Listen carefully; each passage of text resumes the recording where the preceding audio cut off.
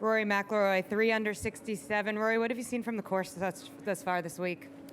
Yeah, obviously, at least for me, there's quite a scoring discrepancy from the front nine to the back nine.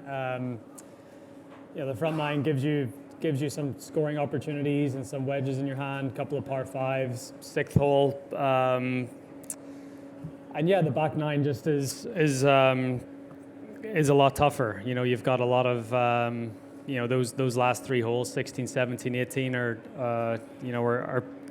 are playing tough, even if it is pretty benign conditions out there. So it feels like a sort of golf course where you try to make your score on the front and then try to hang on the back.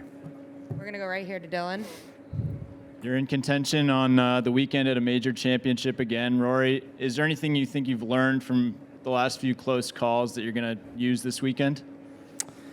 No, not really. I think every major championship and every venue is different. So you just have to play what the course gives you, right? I feel like I'm hitting the ball well. I've hit it well off the tee, and I felt like coming into this week that was going to be a key for me if I could put the ball in play. You can play from there and create some scoring opportunities. So, that's really my game plan over these next couple of days. Put the ball in play off the tee, and I think I'll be just fine from there. Back right to Dan. It's kind of a funny statistic, but I don't think you've yet won a tournament where the winning score was single digits under par. Do you feel like this setup plays into your hands where you have to go out there and get it? I would have won. So if I had a shot single digits under Congressional, I would have won. Fair enough. If I would have shot single digits at Kiowa, I would have won. So I think it's a flawed statistic. Right here to Kyle.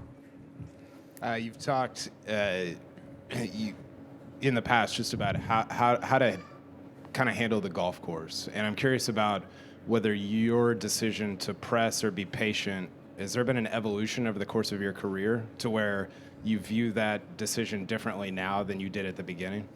Yeah, I do. And I think I've went through sort of ebbs and flows with that throughout my career.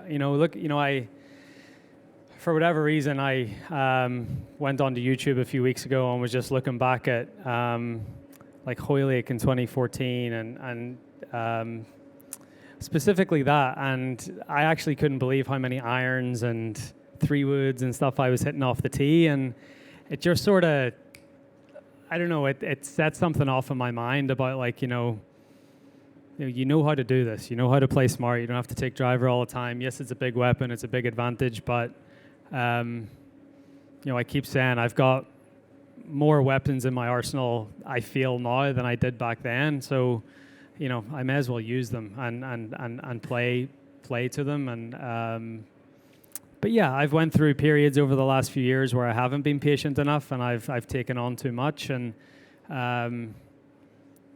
this week and even over the past, even Memorial was tough at the weekend, and trying to stay patient there. Canada was a little different last week, but I think we've had some tests recently where you have to display patience, and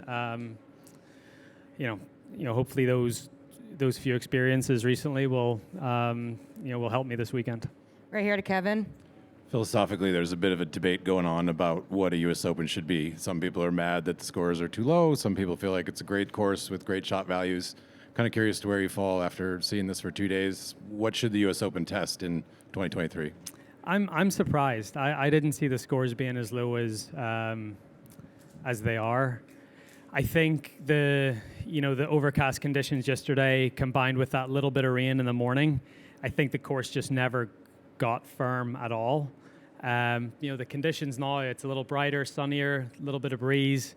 It's got the potential to get a little firmer and faster over the next couple of days, which will make the scores go up a little bit. So we'll see what it's like at the end of the week. Like it's still early in the week, and yes, the course has played maybe a little easier than everyone thought it would, but wouldn't be surprised on Saturday, Sunday to see it bite back, which going back to your question, I feel is what a US Open's all about.